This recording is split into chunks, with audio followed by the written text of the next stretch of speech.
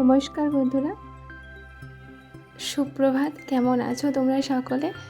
I hope কি তোমরা সকলে খুব ভালো আছো। আজকে চলে আসলাম আমার ডেইলি রুটিন ব্লগ নিয়ে, আর আশা করি তোমাদের আজকের ব্লগটি অবশ্যই ভালো লাগবে। চলো, সকাল সকাল উঠে ব্রাশ টাশ করে নিয়ে আর এই যে দেখতে পাচ্ছ মেঘলা মেঘলা ওয়েদার, চলে এসেছিলাম আমার এই অ্যালোভেরা গাছ থেকে একটা ডাল নিতে। তো দেখতে থাকো, অবশ্যই জানতে পারবে এটা নিয়ে আমি কি করি। তো দেখলে ওয়েদারটা ভীষণ পুরো মেঘলা মেঘলা, আর এদিকে সকাল সকাল কুলেখাড়ার রস বের করা ছিল, তো ওইগুলো রসটা খেয়ে নিচ্ছি এখন। আর এমনিতে তো রান্না করে খাই, তারপরে যেহেতু এটা রসটা বের করে খেলে একটু বেশি তাড়াতাড়ি করে ফলটা পাওয়া যায়, তার জন্য কিন্তু এই রসটাই খাচ্ছি। আর এটা খেতে একটু তো গন্ধ করে, তো কেমন কেমন লাগে। যাই হোক, শরীর ভালো রাখতে গেলে এগুলো তো খেতেই হবে, কিছু করার নেই। আর এইদিকে জানো তো, বাইরের মেঘলা ওয়েদার দেখলেই মনটা যেন খারাপ হয়ে যাচ্ছে, কারণ আজকে ছেলের জামা কাপড়গুলো একটুকু ধোবো বলে ঠিক করে রাখছিলাম। আর কালকে জামা কাপড় যেগুলো মেলানো ছিল বারান্দাতে, ওইগুলো ভালো করে সব গুছিয়ে নিচ্ছি, তুলে নিচ্ছি, নিয়ে এগুলো গুছিয়ে সব আলনাতে রাখতে হবে। আর যেহেতু সারাদিনের জামা কাপড় তো এখানেই কিন্তু মেলানো থাকে, এই ভেতরটা বারান্দায়। চলো, আমার আর আমার ছেলে জামা কাপড়গুলো একটু বেশি থাকে, কারণ ওর স্কুল এমনিতে ঘুরতে যায়, খেলতে যায়, তো এগুলোর জন্য ওগুলো একটু বেশি থাকে। আর ছেলের কয়েকটা প্যান্টও আজকে একটু সেলাই করতে নিয়ে যেতে হবে, কারণ সেলাই খুলে গেছে। আর ছেলের আজকে তো স্কুল আছে, তার জন্য জামা কাপড়গুলো যেগুলো কালকে ধোয়া ছিল ওইগুলো তো ঘরের মধ্যে ফ্যানের তলাতে রেখেছিলাম যাতে শুকিয়ে যায়। আর হ্যাঁ, শুকিয়ে গেছে, একটু হালকা স্যাঁতস্যাঁতে আছে, ওইটা বাইরে দিয়ে রেখেছি। দিয়ে সোজা চলে আসলাম এই যে বিছানা তুলতে। আর ছেলে তো শুয়েছিল, ও উঠে গেছে। ভাবছি আজকে মশারিটাও ধুয়ে নেব, যদিও অতটা বেশি নোংরা হয়নি, তবুও ধুয়ে রেখে দেবো। যদি কেউ আসে পুজোর সময় তখন আবার ওদেরকে দিতে হবে। চলো, আর এদিকে তোমাদের সঙ্গে কথা বলতে বলতে টুকটাক করে আমার কাজগুলো করে নিচ্ছি। আর ছেলের অনেকগুলো জামা কাপড় সব এতটাই নোংরা হয়ে আছে, খাবার টাবার ফেলেছে, যেখানে ও খেতে যায় জামাগুলো সব নোংরা টোংরা করে ফেলে। তো ওইগুলো আজকে ভাবছি ধুয়ে নেব। ধোয়ার তো সময় থাকে না, অনেকগুলো ওর জামা, আর ওর প্রত্যেকটা দিন এখানে ওখানে যায়। চলো, ওইগুলো সব সার্ফে এখন ডুবিয়ে রেখে দিই। মশারিটাও কিন্তু তারপরেই কিন্তু আমি ওই সার্ফের জলে ডুবিয়ে রেখে দিয়েছিলাম। তারপরে সোজা চলে যাব, ঘর ডাস্টিং করা বাকি আছে। আর ছেলের খেলনা টেলনাগুলো তো এখানেই থাকে। আর হ্যাঁ, কী বলো তো বন্ধুরা, সংসার সুখের করতে হলে কিন্তু হার্ড ওয়ার্কের প্রয়োজন হয় না, স্মার্ট ওয়ার্কের প্রয়োজন হয়। কেন কি, আমাদের কিন্তু আগে থেকেই আমরা কোনো কিছু শিখতে গেলে অনেকটাই কিন্তু চেষ্টা করতে হয়, আর সেটা কিন্তু আমাদের অক্লান্ত পরিশ্রম থাকে, তারপরেই কিন্তু আমরা সেটা অর্জন করতে পারি যে কোনো কাজ।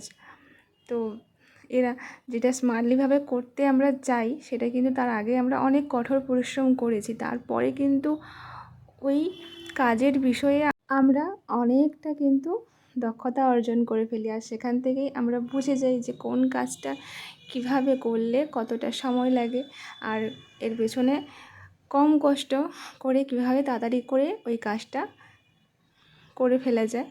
আর বর্তমান যুগ তো আমরা জানি আধুনিক যুগ, তো আধুনিক যুগে অনেক কিছুই কিন্তু আমাদের এখন ব্যবস্থা হয়ে গেছে। আর প্রতিটা কাজ কিন্তু আমাদের করতে গেলে প্রথমত আমাদের যেইটা প্রয়োজন সেটা হচ্ছে প্ল্যানিং। তার আগে কিন্তু যদি আমরা সব কিছু আগের দিন যদি সব কিছু এভাবে প্ল্যান করে রাখি যে এইটা এইভাবে করে নেব, তাহলে কিন্তু সবটাই এরকম স্মার্টলিভাবে গোছানো যায়, করে নেওয়াও যায়। তো তোমাদের সঙ্গে গল্প করতে দেখো আমি এখানে আমার টুকটাক করে আমার কাজগুলো করে নিচ্ছি। হ্যাঁ, এখন অবশ্যই সবাইকে এতটা বেশি এখনকার ছেলে মেয়ে সবাই কিন্তু বিভিন্ন ধরনের প্রযুক্তি থেকে বিভিন্ন রকম কিছু কাজ করতে পারে, তাদের দ্বারা কিন্তু আমাদের কাজগুলো অনেকটাই সহজ হয়। তো তোমার সঙ্গে গল্প করতে করতে এদিকে তো আমিও টুকটাক করে কাজ করে নিয়েছি, আর এদিকে ছেলের বাবার ওদের স্নান করা হয়ে গেছে। আর রান্নাবান্না তো তোমাদেরকে টুকটাক করে শেয়ার করছি, হ্যাঁ বসানোও আছে।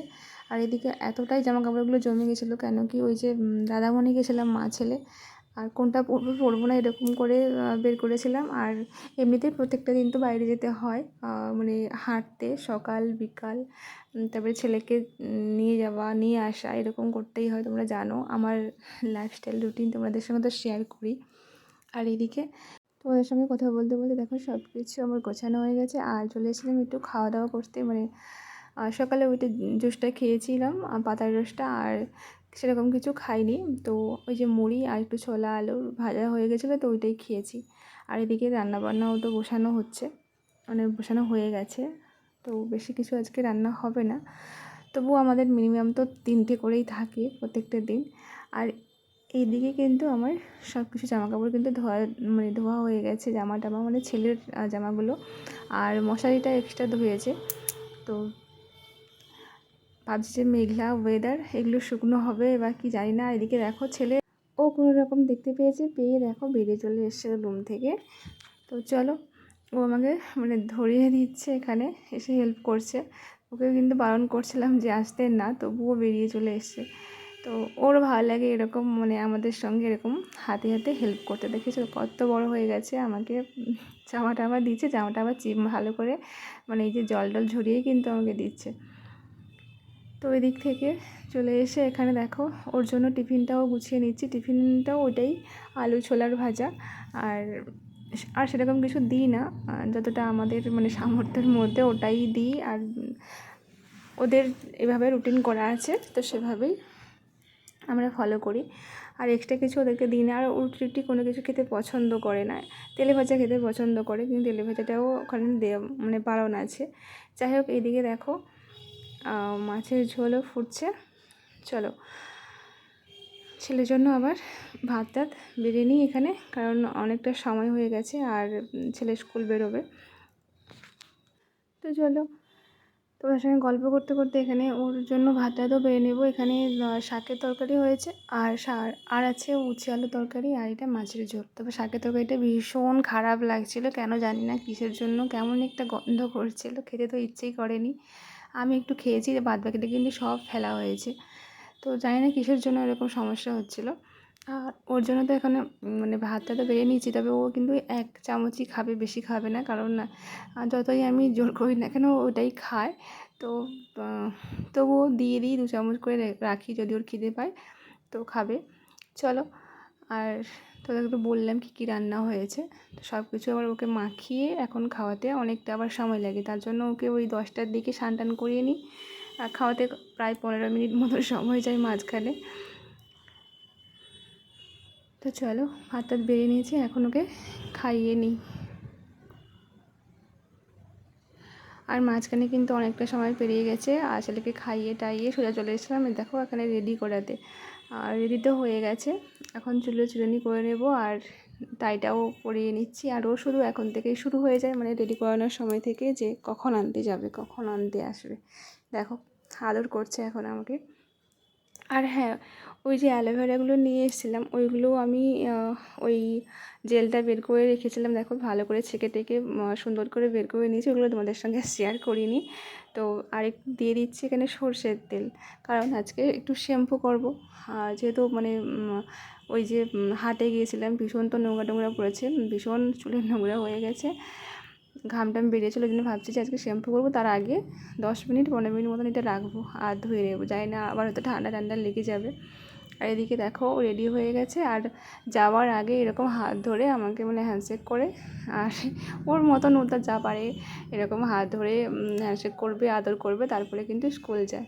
চলো, আমি এখন চুলের মধ্যে ওই যে হেয়ার প্যাকটা যেটা বানিয়েছিলাম সেটা মানে চলো চুলে ভালো করে অ্যাপ্লাই করে নিয়ে ভাবছি 10-15 মিনিট রাখবো, তবে কিন্তু অনেকটা সময় হয়ে গেছিলো, আধা ঘন্টা মতন রাখা হয়ে গেছিলো। আর ভীষণ কিন্তু মানে এখন যেহেতু ভয়েস ওভার দিচ্ছি, ঠান্ডা লেগে গেছিলো, কারণ আমাদের ঠান্ডা লাগার ভীষণ প্রবলেম আছে, তোমাদেরকে বলি। এই জন্য কিন্তু আমি স্কিনে বা মানে হেয়ারে কোনো কিছু আমি ইউজ করতে পারি না। আর চুলটা এতটাই মানে রাফ হয়ে গেছে যে অ্যালোভেরাটা মানে না মাখলেও নয়, কারণ অ্যালোভেরাটা সত্যি আমার খুব ভালো লাগে মাখলে, মানে ঢ্যাঁড়সের থেকেও এটা কিন্তু ভালো লাগে। তো চলো, মেখে টেকে নিয়ে স্নান টান করে সোজা চলে এসেছি। আর আরেকটা কথা বলি, এতক্ষণ ধরে আমার যে সকল বন্ধুরা ভিডিওটি কন্টিনিউ করছিল তোমাদেরকে অনেক অনেক ভালোবাসা। আর নতুন বন্ধুদেরকে অনেক অনেক ওয়েলকাম, অনেক ভালোবাসা। আর জানো তো আমার কিন্তু এখন ভীষণ শরীর অসুস্থ, কারণ ঠান্ডা লেগে ভীষণ গা হাত ব্যথা, মাথাও প্রচুর মানে ধরে আছে। যাই হোক, তবু ভয়েস ওভারটা দিচ্ছি। অনেকটা এডিট করতে সময় মানে দেরি হয়ে গেল, কারণ সকালে দিতাম আর এখন প্রায় 12:30 মতন বাজে। চলো, আজকের কিন্তু ব্লগটা এখানেই রাখলাম। সকলে খুব ভালো থেকো, টাটা।